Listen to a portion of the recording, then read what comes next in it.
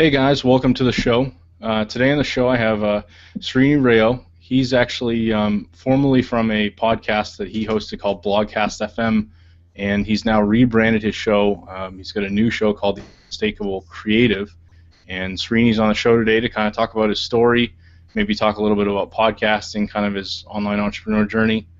So welcome, Srini. Hey, thanks for having me. Yeah, no problem. So do you kind of want to, start out, just share your story, talk a little bit about how you got involved with, I guess, in general, podcasting, online marketing? Yeah, the basically where it started was between my first and second year of business school.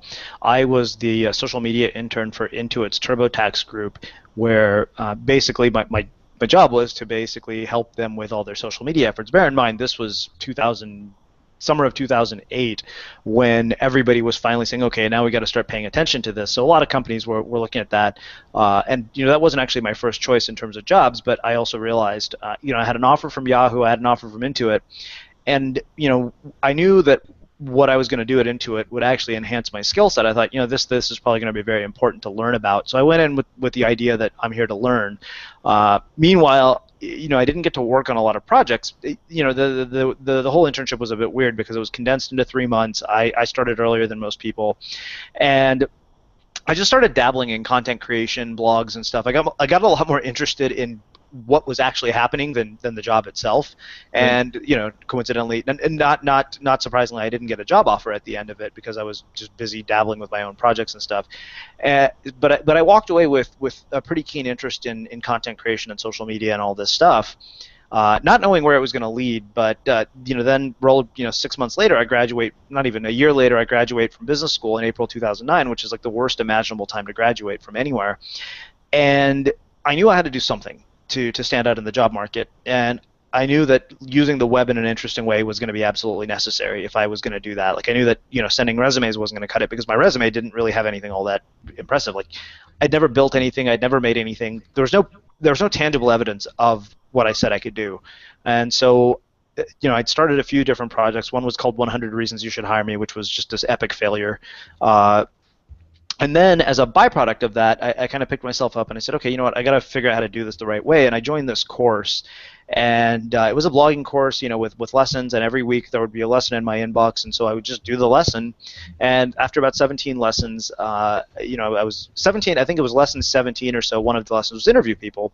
And so I branded the interview series as a weekly thing called Interviews with Up-and-Coming Bloggers. This was before, I think the iPhone had just come out at that time, so podcasting wasn't so as prevalent as it is today.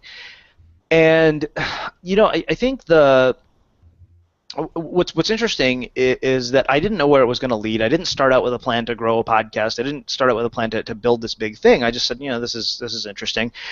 And after about 13 interviews, one of the guys who I had interviewed came back to me and he said, hey, I think that you may be onto something here, but I don't think it's going to survive if you try to integrate it into your School of Life blog, which was the other blog that started.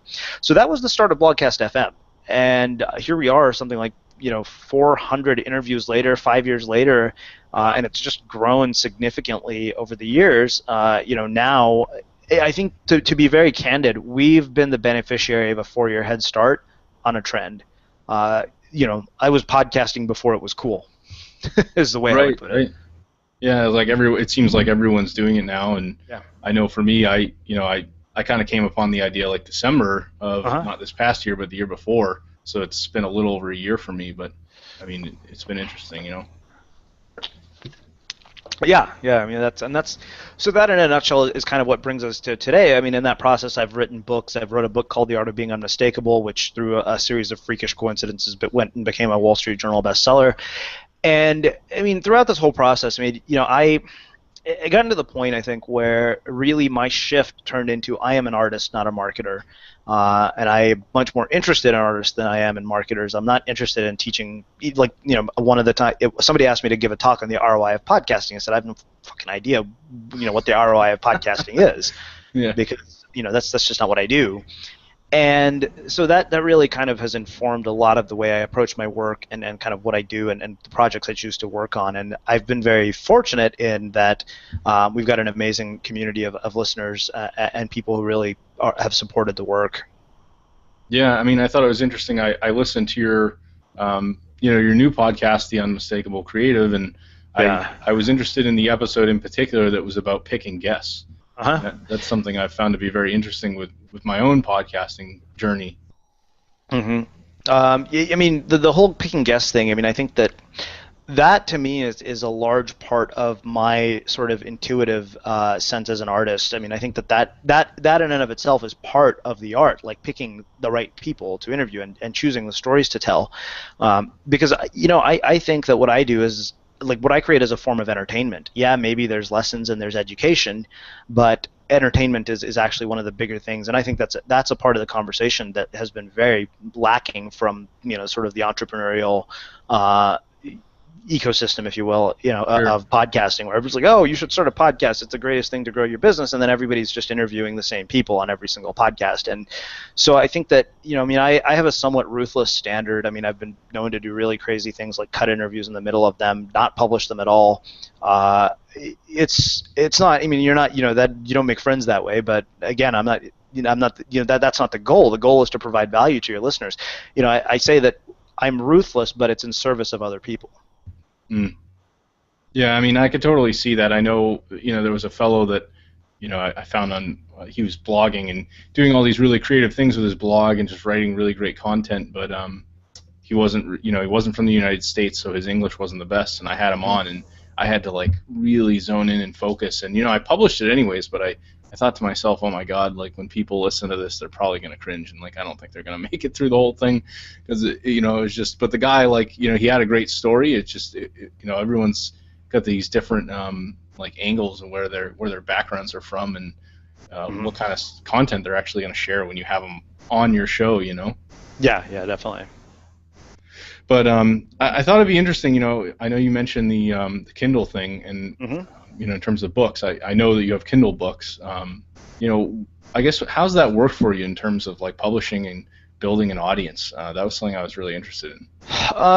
It's weird. I guess for me, I got to a certain point where, I think again, this is part of the problem with any of these things, right? Everybody thinks about each one of them in terms of, oh, I'm going to do this because it's going to help to build my audience. Right. And I started with that approach on Kindle when I first started with our first blog to book deal, and that thing was the biggest piece of shit ever. I mean, it honestly wasn't that good, and it showed. It showed in the results. And so, the next book, I decided that I'm going to do this for the experience of creating a book, which was the Small Army Strategy. And I said, I'm not. Yeah, that's cool if people read it, if people buy it, but the goal isn't to put this out there so that we become more popular, or we reach more people, or more people, do things. I guess, I mean, there's a sense of artistic integrity, I believe, in when you create things. I think that people can tell when you create something because you're trying to have it lead to some external result. I think it bleeds through your work. It's very. Like when I read something and I think, and I see it in blog posts too. I said, you basically wrote this because it's a headline that's very tweetable, and it's it might get shared, but really you're not saying anything particularly insightful or original, and I find this almost annoying. It's distasteful in my mind. It's like pulling one over on your reader. So the process of writing these books really is one of the things that's really informed creativity for me in general. I mean, I feel that each book is a journey in and of itself, and I mean, I love that whole process. I mean, I don't think that I do it to reach an audience anymore. I mean, and of course, it's really easy to say that when you're sitting where I'm sitting. So, take that. Like, I get that. It sounds trite, but I think there's something to be said for that. I mean, The Art of Being Unmistakable was a Wall Street Journal bestseller, but that's because somebody else who had a massive audience, bigger than any of ours, Glenn Beck, really, just something about the message resonated with him.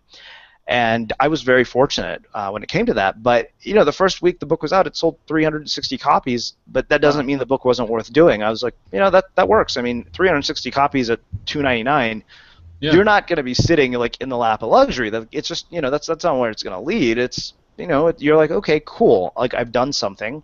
I've proven to myself I'm capable of taking a project from start to finish. And, and that's really what it's about in my mind. I think that my approach is always projects. It's not that any one thing defines me. But the other thing is, even in the process of how I will choose a project, I think about how that project will inform me as an artist and how it will make me better. I think Robert Downey Jr. said any sort of interest you take in an art form, if you're an artist, whatever that art form is, it actually benefits you tremendously. I think I've grown as an interviewer through the process of writing that book, and I think that that's really what it's about for me.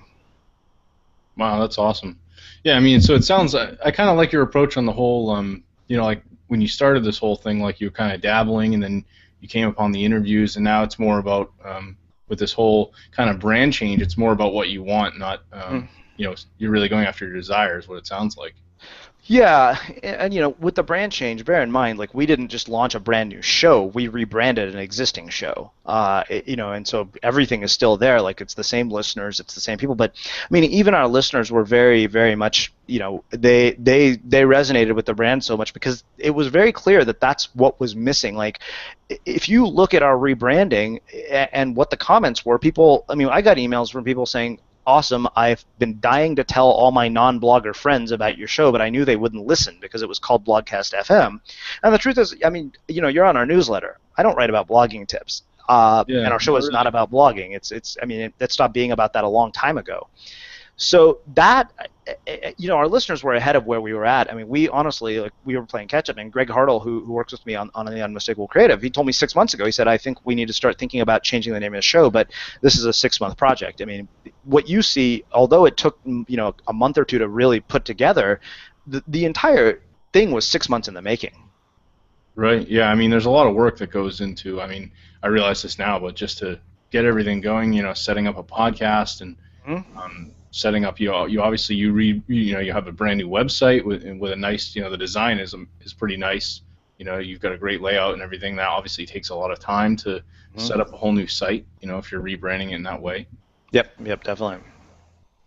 But I know there was a particular book, and I was thinking of picking it up that you released. I think it was about building relationships with. Relationship marketing. Yeah, that was intriguing to me because I'm working on my first Kindle book myself, and it's basically on the same topic. And I'm not putting it out there to like try to go crazy ranking some keyword on Kindle or anything like that. Like these Kindle marketers are all about trying to find these niches and things, but more like doing interviews and then building relationships with these people and showing people the kinds of results that have come up for me because of that. So it's been kind of interesting, and I'm not really sure where to go with it. I did a couple transcribed interviews and included that as kind of like a bonus for people, and now it's something in like the 25,000 word range, so it's pretty lengthy, but I'm excited about it just to see, not even for the sales part of it, but just to see what kind of reception I can get from people and how it's, if people are going to get something useful out of it, Yeah, definitely. Awesome. So in terms of like podcasting, you relaunched this brand, are there any like struggles you really had to deal with in terms of like the relaunch and kind of changing the name, making sure your audience is really still there? Like how has that kind of transition gone for you? Yeah, I mean, we're very fortunate that we had a very solid technical team behind us. We ditched WordPress. Our friend Brad Gauthier, he basically is the main developer for Site Builder, which he's built up, and it's we've been very lucky because it's a very complicated process to, especially the nature of our site. I mean, you're talking about a massive body of work that has to be translated into a very different form, and it's not like just porting over blog posts. It's audio. The first few days we were having some iTunes problems and it wasn't making the switch. A lot of the way we designed it was so that you would never have to resubscribe. I mean, we're like, because that would be a big problem. That's launching from the ground up. In a world of noise, there's no way we could do that. We didn't want to lose our iTunes reviews or any of that. But eventually it all kind of worked itself out. I mean, the thing is, part of it is knowing exactly what needs to happen. I think that too many people go into situations like that without a very clear sort of detailed agenda of these are the things that need to happen. And I think that we've been very lucky in that we, minus like a handful of minor technical issues, for the most part, it's been fairly smooth. Yeah. Now, in terms of like where you see the show going, it sounds like you're moving away more from the kind of online entrepreneur interview style to more. You're talking about you're really passionate about art. So I mean, what kinds of people are going to really be on the show, kind of moving forward, and Like, where do you see it going throughout Yeah, 2014? that's a good question. It's the one that comes up over and over again, and I like my answers keep coming, becoming more and more vague when I talk about this. But that's a hard question to answer because so much of it is driven by what I personally am very curious about. I mean, I'll give you an example. I think sometime next week we're going to run I'll get an email. So for example, this morning I got an email from a woman who I think was the PR person at a tech company, and she said, I think our CEO would be a great guest. And I said, I don't think he would because it's really not a fit.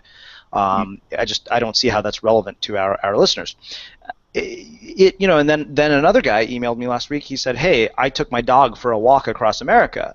I think it's a hilarious story, and I think there's a lot. I think your listeners would enjoy it." And I was all over that, because I mean that's a far more fascinating story. I mean that's a human being who's going through an experience. So it's hard to say what types of people. But I think the narrative really is the journey of people, the journey of the person. It's not so much the how-to, business how-to, but more of a journey of a remarkable person or an unmistakable person, and kind of their trials and tribulations and molding moments in their lives and the tipping points and the things they've struggled with. Because I think what it is really is the narrative is to find universal human experiences where people say, yeah, I mean, nobody in their right mind is going to walk a dog across America. That's insane. But there are components of a story like that where we all can see ourselves in it. We can say, okay, you have this longing for some sort of epic quest. That's really sort of the theme. It's not, hey, go walk a dog across America, but this longing to do something crazy. I think that lies within each and every one of us, and that to me is a universal human experience. So, in terms of what they're going to be, I mean, it's really hard to say. They're all over the place. I mean, they're really. That's the thing. They're all over the place, but the common thread is that, they're unmistakable. Yeah, I mean, I think that's cool. I mean, that would definitely be an interesting story. I mean, and it's going to appeal to such a large audience. Anyone could be interested. That's precisely it. Is that it has much more resonance because you have to remember a lot of the people who listen to the Unmistakable Creative have no plans to start online businesses. They aren't online business owners. They are listening because they find the show entertaining and they love stories, and that's what really what it is. I mean, I am not interested in being like in the like I'm not competing with the business category. That's not my interest. It's just that's not who we are. Yeah. Yeah, I mean, I find that interesting. Like, I mean, in terms of as I mentioned before we started, I haven't had a chance to listen to a lot of your older episodes, but I mean, you've gone through 400 plus interviews. And obviously, a lot of that was, as far as I know, was mostly targeted toward entrepreneurs and online marketing business. I mean, was it just sort of becoming boring for you? Like, where did you kind of? Well, that became boring about a year ago. I mean, if you look at the guests in 2013, it was pretty clear that we were moving away from that. Yeah. Because we realized, I mean, one is resonance, right? I mean, after a while, it's like, okay, you can only hear, there's only so many times you can listen to somebody tell you the latest, like, Facebook marketing trick. I mean, right. That's not particularly interesting. It's, I mean, I don't know. I mean, that's not my forte. Like, my forte is to get things out of people that they don't talk about anywhere else. That's my gift. And that's why I do, even when we talk to some of our sort of, prominent online marketers, like, you bring somebody like Pat Flynn on, the interesting thing is that, Pat will probably even attest to this, he'll talk about things with me that he doesn't talk about in other interviews. Sure. Because that's what I'm interested in. Right. I mean, I interviewed Pat, and, I tried to, I know with him particularly, I came up with like a list of, I actually listened to all of his podcast episodes in about 8 weeks. At the time, there was about 65 episodes. I know you were featured somewhere in, like, I think in the 70s range. Yeah. But, I came up with all these questions, and I asked him, and I was really intrigued by, the answers he gave, like just even little stupid things that, like, I feel like no one would have asked him or I had seen him answer anywhere. Like, I bugged him about MLM marketing and things like that, which he very briefly talked about in one of his episodes out of all of his show. And it was interesting to hear his opinion on that, and I feel like he had never talked about it anywhere. Stuff like that I was happy to actually be able to have the chance to talk to him about that stuff, knowing he's so popular with what he's got going on. So that was definitely one of the more exciting interviews for me. I mean, I did want to ask you too, you've done all these interviews. I mean, you must have some favorites. Like, what were some of like the guests that really stood out to you that over the year, over Yeah, these I past mean few years? that's it's funny. That's a question I get asked quite a bit, Oh, okay. and it's funny because they're never the people you would think, right? Like Yeah, everybody's like, oh, you interviewed Tim Ferriss, you interviewed Seth Godin. It's like, well, yeah, I mean Seth was awesome. Don't get me wrong. My favorite interview of all time, and I've said this 100 times, is my friend Meg Warden. She has this just incredible story of going through 2 years in federal prison and then transforming her life. And I mean that's an inspiring story. I mean it's just a journey of somebody who has been through something amazing and something really challenging and come out of the other side of it. And I mean to me there's a resonance there that you don't get with sort of the social media celebrity, right? sure. And finding people like her is what keeps me up at night. Like that's what Yeah. I am constantly on the lookout for things like that. Yeah, maybe I'll have to reach out to her. That sounds really interesting for sure. I mean, I know it's funny because sometimes I'll have people on the show and I'll ask them to share a story and they like literally tell it in a sentence and then I'm like, oh shoot, what do I do now? And I'm like, Yeah, I mean, yeah, and that's again, that takes us back to the art of guest selection. The art of guest selection is actually very, that's a big part of the art. I mean, if you like, I don't look at how other podcasters select their guests. I look at yeah, how people like Jon Stewart select his guests. That's to me a far different standard. sure. Because I mean, millions of people watch The Daily Show, whether they're political or not. Like I'm not political at all, and I think that Jon Stewart is hilarious. Like I find what he does fascinating. Yeah, yeah, and I mean that's it. That's definitely obviously looking at it from that perspective. And I know, I mean, just interviews in general. I figured for me it was, the fact that you could kind of help people and then learn at the same time. And it's funny because I recently started doing this little gig on Fiverr. I decided to put out a gig on Fiverr just to see what would happen and do written interviews with people, not on the show. I'd post them as a blog post on like a separate category in my blog, and I've had some really like people have written these like 1,500 word guest posts for my for this little Fiverr gig, and some of the people have had really interesting stuff to say, and I never would have found them otherwise, and it's just interesting to be able to help people and then see some of the stories coming out of them. Right, I had one fellow he did clothing and shared that, and it sent tons of traffic to my site, more than any other person that's ever been on my show, and I was like really shocked that out of all the people. That's and that's the thing, right? You can't. That's the part. I think that people are under the impression that there is some predictable formula, and that's what gets us into trouble. Yeah, yeah. I mean, my kind of fix for the interviews was the whole shiny object thing. Jumping around from one thing to another, wanting to be involved in so many things, and finding that with interviews I could still kind of do that, and then focus and make the interviews the focus, but still be so interested in what everyone's doing. And sure, I found that to be one of the better things. But I always feel like at the same time, like there's this world of you look at these entrepreneurs like Pat Flynn, and then I feel like there's this whole other world of these people that are kind of like launching products over on the Warrior Forum for $7, and they're having success with it, but it's like they're in this whole other little world of themselves. Right. I feel like it's like a complete different world of people, when you compare the two types of these bigger entrepreneurs who have these huge followings. But in terms of, I'm trying to think what else I wanted to ask. I know we've talked podcasting, Kindle. Like what are some other projects that you've been working on in terms of the show? I mean, you've got books. I know at one point, I remember in your mailing list a while back, I think you had done a webinar and then launched a product, I believe. I don't remember the name of it. And I don't think I've I haven't done any big information product launches. I mean, it's just kind of not really my forte. I'm not good at it, so I don't do it. I'm not really, I've realized I'm really not interested in the business of teaching people how to start businesses. I'm just because I have, I'm not good at it. I mean, that's not my calling.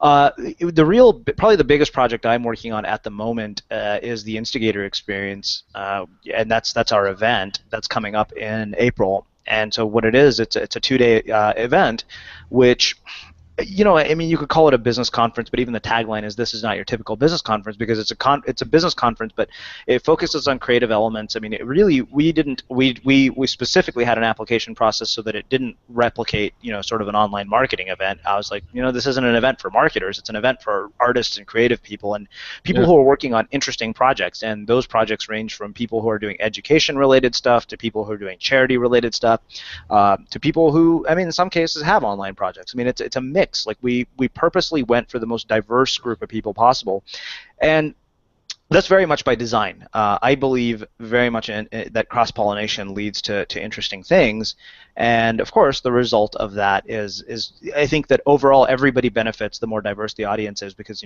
Robert Greene once told me, he said, the analogy is biodiversity. The more species there are in an ecosystem, the richer the ecosystem is, and that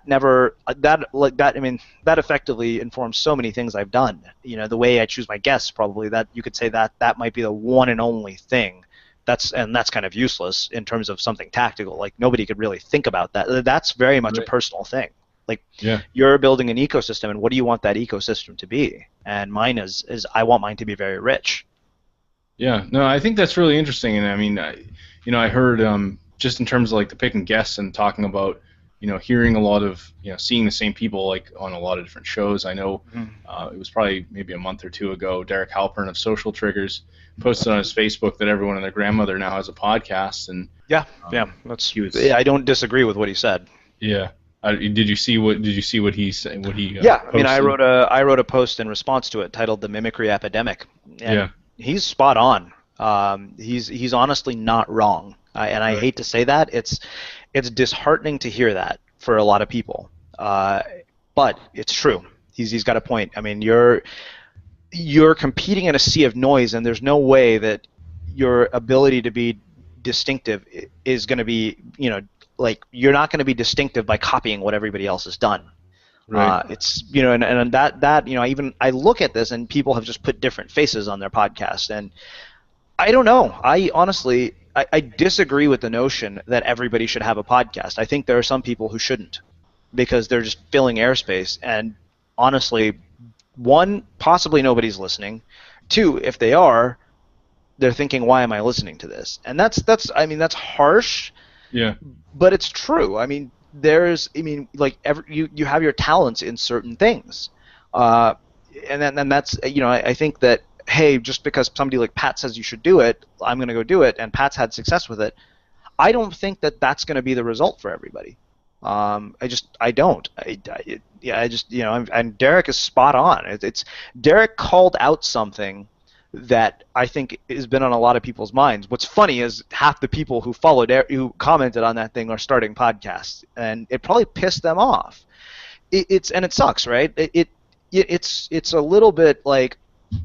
So here's a better way to think about that, right? Like, we've got a lot of very talented people in the Unmistakable Creative Listener community, people whose talents, like extend across multiple art forms and genres, and maybe their calling, Amber Ray told me something. She said, one of her friends said, your calling and the expression of your calling are not the same exact thing, but maybe the expression of somebody's calling is not a podcast, but they'd be better off making a film or writing a book or painting.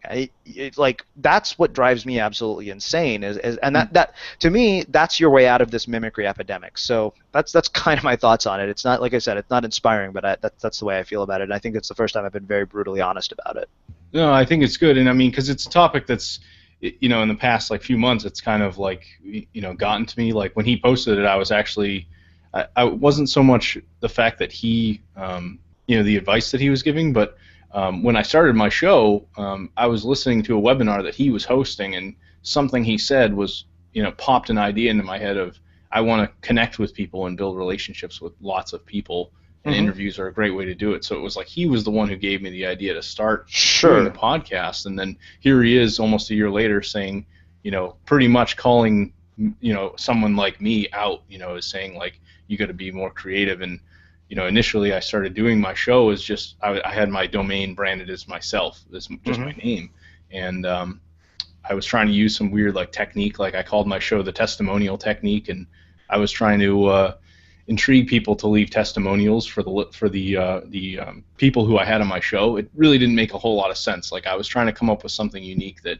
people would like catch on to, and it was just too confusing. And yeah, I mean, I think that you're hitting on something that, like, the system can't be gamed. That's the part. Everybody wants to game the system, and yet it can't be gamed. That's the unfortunate truth. I mean, we've been at this for 5 years, man. Like, that's the reality of it. Yeah, I mean, my thought was, how can I take some of the stuff I've been doing. Like in my case, my brand, like the name is so generic. I could literally have any kind of person. I had a girl on who, she started like a dating website by handing out these like business cards with numbers on them, and people can go put in the number on a website, and it like links to the person who gave you the card. And it was really interesting, but it still can relate to marketing and how they're promoting it. So I've had all these different guests and people who do all these different things, but it's not very focused. And I've tried to figure out, like, do I really want to niche down? Like, some people are launching these podcasts where they're really like niching down into something specific. But in my case, like, I'm helping this vast range of people, but it's also very broad. So I don't know if that's really bad. You know what I mean? Here's my take on it. I think that the problem is that everybody defaults to just interviewing people. That's what drives me insane. It's like, well, that's not the only. By the way, you should know, with one exception, the most popular podcasts in iTunes are not interview-based shows. The ones that millions of people listen to don't interview people. They tell amazing stories. Like, you listen, I mean, Leo Laporte being an exception, but he's kind of in the business. But go look at the entertainment category. Like, This American Life is not an interview-based show. Snap Judgment, not an interview-based show. Freakonomics, not an interview-based show. Those are the top 3 podcasts in iTunes. Something to think about. Yeah. I mean, it's more for me. I've been thinking, like, how do I take what I've been doing and then change without making some sort of like drastic, like, kind of, I guess, in a way, doing what you just did, because I don't, obviously for me, it's so like, do I want to start over, There's something called loss aversion at work here, right? Like, you got to consider, is the risk worth it? I mean, and again, the way we did it was very different than what people, like, we didn't lose our audience in that process. If anything, we basically just created something that was more in line with who they really were. Yeah. Right. So we're not, we're doing something different, but the thing is, we were doing something different long before the face of the whole thing changed. So, yeah. But yeah, I mean, this is a landmine. We could be talking about this for hours. Oh, I know. I mean, and that's why, like, I've tried to think, something that I've been talking to. I mean, and we could probably even talk offline. I don't know if it'll necessarily apply to what it is that you're working on now, but thinking about ways that I could, like, bring more community together in terms of podcasts to help people that are looking to learn specific topics. If I've thought about, the fact that if someone goes out there looking for something, there's a particular show host. I don't know if you've been on his show, Mike from Maine, Mike Thomas. No. He basically does a daily interview show similar to kind of a John Lee Dumas style, and he interviews all product creators, and every day he sends out an email to his list about some new product creator interview. One day it's Kindle. The next day it could be Facebook ads. The next day it could be SEO software. And then we've got other people like Pat Flynn he's sharing his topics, and he's doing interviews with people like such as yourself and lots of other people, and we're picking up all these different things. I met, got introduced to all these other people like Corbett Barr, and started following people like Lewis Howes after listening to his show, seeing all the incredible things they're doing. And there's so much to learn from all those episodes. I thought, what if there was like a central hub where someone could go and they could say, well, I want to learn about this. Like, I want to learn how to organize my life, or I want to learn how to build an Amazon niche site, or I want to learn how to, do really well with email campaigns and autoresponders, and then they could go through and then filter that down and then see episodes from not only shows that I've done, but shows from all these people, in a way to give more information and kind of help everybody. Yeah, I mean, there's any number of ways you could go with this, man. Yeah. I am not, again, now we're into territory that I honestly, I don't know anything about, and it's kind of out of line with who I am and my brand. Yeah. I mean, obviously, for what you're doing now with this change you've made, it sounds like you really have gone in you've gone in more of a passion direction with what it is you're doing. Yeah, I mean, like I said, that direction we were going in that direction already, Yeah. And the audience was obviously, you have the audience, so it's not like this change is going to be like, oh my God, why has he done this kind of thing. Yeah, exactly. Yeah, I mean, and that's interesting. I started another like side podcast, and I think my fault was that I put in some music, and it's probably copyrighted, but I'm super into like this particular very niche specific genre of metal, and I found this like emptiness in what people were doing. I decided a year and a half ago I started this website about music videos, and then built that out. And it doesn't really have a lot of content besides actual music videos, but there's no other sites that had anything like this. Like, it's literally for this genre of metal. It's the only site that has all of this stuff. And I thought it would be cool. Like, I had reached out to a musician who was like one of my favorite bands of all time. So, I mean, how enthusiastic for me to think, oh my God, I could interview this guy, and I could have him on Voices of Marketing, and he could talk about his story, and it probably would fit. But how cool would it be for me to start a podcast and start interviewing these bands and being really intrigued by, and then it's more of like a passion thing. I mean, you might have more success with that, to be honest. I mean, that's because not everybody and their mother is doing that. Exactly. I mean, I figured it literally there's no podcast on any of iTunes that's anything to do with this niche. But my fear was more of getting these bands or these members of these bands. Like, I feel like with online entrepreneurs, they're a little more available. Like, they have these websites and they're set up and they're ready to be approached. Yeah, I mean, again, like, I still get turned down for interviews years later. There's still people who say no to me, and that's part of the game. Yeah, exactly. Yeah, I mean, I've found the people who say no to me, it's more about going back and asking again and showing them that you're kind of real, I suppose, and not, that you're not just some fluke who started a show and then disappeared in a month. Yeah, exactly. But no, I think it's really interesting that you've kind of like you started in a way like where I feel like I am now, and you just decided to really change everything. I mean, what was the point when you really started, kind of changing up your show? Like you said, about a year ago, things started to become like, it sounded very well. I think just that the very nature of the guests that I wanted to talk to was changing. Like, I wasn't interested in somebody who had a popular blog about blogging. I said, well, who gives a shit about that? That's not very interesting. And then, with guests, like, we had happiness researchers, we had graffiti artists, and it was, we're starting to, part of it was paying attention to what's resonating with people. Sure. And we're like, okay, what resonates is something very, very specific and very different than, what you might think. And so that's just, I mean, that's kind of the way I've gone with it. I mean, it was like, I don't know. I mean, that's really what it comes down to, is paying attention to what's happening. And then also understanding that, I'm not doing things because I'm looking for, like, I don't interview somebody so that they'll share the interview and the interview will go viral. Like, I canceled an interview with somebody who's a really, really big name. And I'm not going to name that person, but I basically said, it's like, not interested. Just don't want to do it. Yeah. That's not what we're about. And that's really what it is that, you realize, hey, I'm a storyteller, and this is much more fitting. Yeah.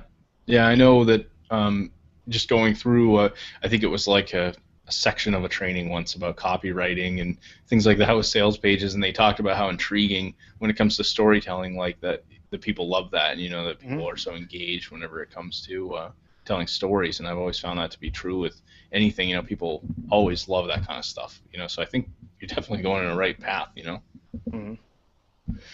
But what else did I want to ask? I know I wish I honestly have listened to more of your shows. It's just been this past couple months. I mean, I know I told you yesterday. I thought our interview was yesterday. I thought it was Tuesday for some reason. The whole day I'm thinking it's Tuesday, and here I am, and it was Monday. Like, my mind's just been racing crazy because I'm working on so many things at once. But let's see, what else would be good? Here you are. You've done 400 interviews plus, and you've got a new brand. You've done some Kindle Books. You've got a live event coming out. What are some other things that you've been working on? I mean, over these past few years, I mean, was there any, I guess when you got started, like, you went through this course, Create Awesome Interviews. Like, how did you kind of stumble upon a lot of that? I'm a contributor to that course. I didn't actually go through it. Oh, okay. So, I mean, I think the overwhelming majority of projects that are relevant, I think we've talked about. I mean, there's a lot of sort of just landmines in my past and things that I've left behind. But a lot of it was just dabbling, man, trying things and, watching them fall flat, watching some things resonate a little bit, and that's what I think it's all about. Yeah, for sure. Yeah, I mean, I figure we've covered a lot. I mean, it's been about 40 minutes. I haven't eaten dinner myself, so. No worries. Yeah, but I really appreciate you coming on. I mean, I think I've learned a lot even for myself just having you come on the show, and I look forward Awesome. to staying in touch in the future. Cool. All right, thanks a lot. Yeah, my pleasure. Yep, bye. Bye.